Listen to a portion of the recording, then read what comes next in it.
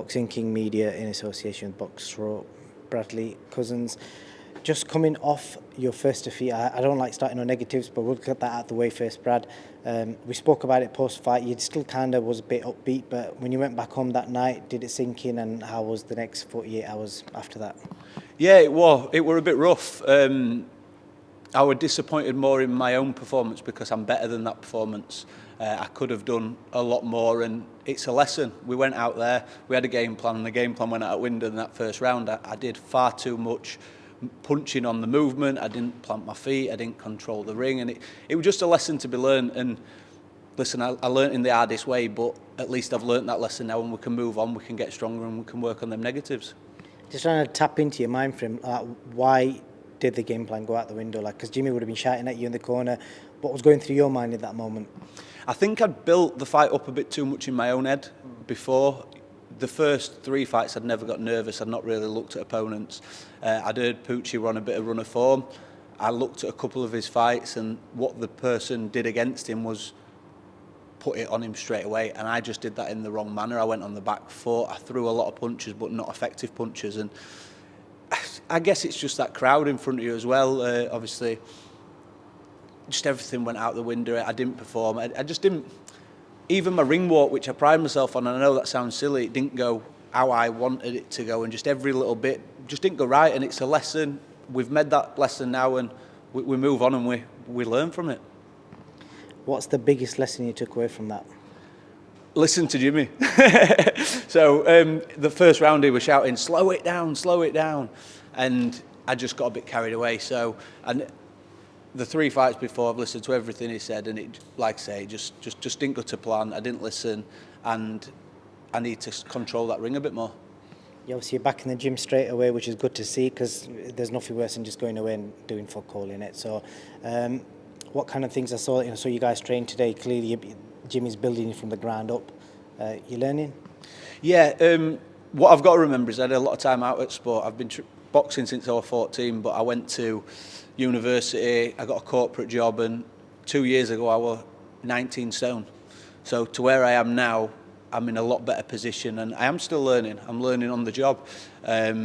So we're going out there. We've started again, just throwing them straight shots, controlling the ring a bit more, and gauging my distance. Because what I tend to do is I either have my hands too high or too low. We're trying to get that middle ground and know where I am in the ring and where I can sort of have my hands when I'm in certain positions. So we're just back to the basics, back to the drawing board, and simplifying it a bit more. And you're a lucky man, because most fighters, when you take your first loss, sometimes you could be out waiting around for a long time. But Jimmy, I believe, has got you in a big show straight away, November the 11th on the Probellum show. Sonny Edwards world title defence on the undercard. I bet you're buzzing about that. Absolutely over the moon. It's a massive opportunity to not just bounce back and learn from the last fight, but to go out there and show I am good, I can do it. And I'm going to take a lot of fans there. There'll be a lot of Leeds fans there, because I'm a Leeds fan as well, because Jack Bateson's on the show. So it's going to be a massive opportunity for me to show who I am and get back to basics and get back to how I usually box. Any news on opponents? I know Pucci's, I think he has had another win after your fight, but there's talks of him probably retiring. So has he got a guy lined up for you? Yeah, we've got an opponent lined up. I think Jimmy sorted that earlier on today or yesterday, but we've got an opponent lined up. We've just talked about it before the session, but we're going to sit down and probably have a bit more of a chat about it and take it from there. Okay. And just tell me a little bit. I've noticed that you've got loads of tattoos, like loads of tattoos. You've got Calzaghe on your arm, I see Muhammad Ali. Any other boxers I've missed out? Yeah, I've got Joe Calzaghe, Jack Dempsey, Rocky Marciano, and Muhammad Ali. Just give me one reason for all 4 of them, why are they on there?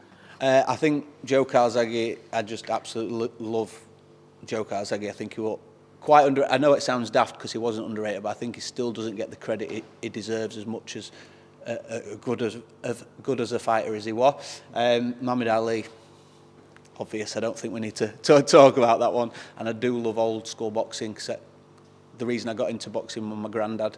He used to watch all the black and white videos on YouTube of the old boxing. So absolutely love it.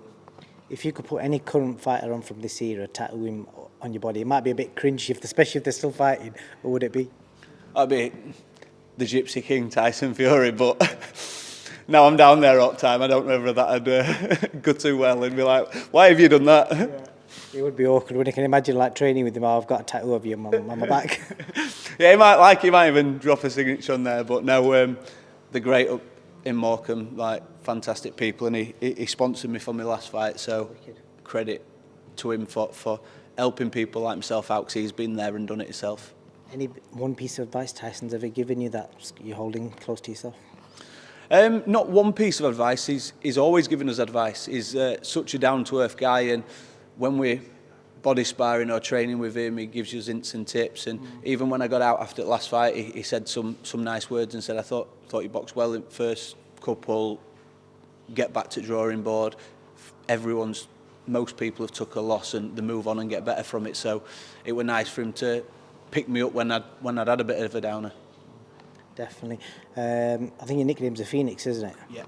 Yeah, the Phoenix, all down to rising from the ashes, really, of being 19 stone. I mean, to be where I am now from where I were, that's a win in itself. Like I say, I was stuck in a rut or in a corporate job I hated, and I've just reinvented myself, and luckily I am where I am because I've got people around me like Jimmy and my gym mates. Good man, Brad. Appreciate your time. Anything else you want to add before I let you go? Just thank you to everyone who does sponsor me. So Punch, Fresh Prince, Eco Power Skips, there's Foyne Jones on the back, and I've got a few more sponsors on the back, which DNLE, Empire, and I think, if I've forgot anyone else, I've got Da Vinci Tattoos, Vote Boxing, and Sir Barbers, and like I said earlier, Tyson sponsor me. So thank you to all sponsors for continuously helping me out and helping me live a dream. Right, no worries, mate. I appreciate your time and all the best. November the 11th. Thank you very much.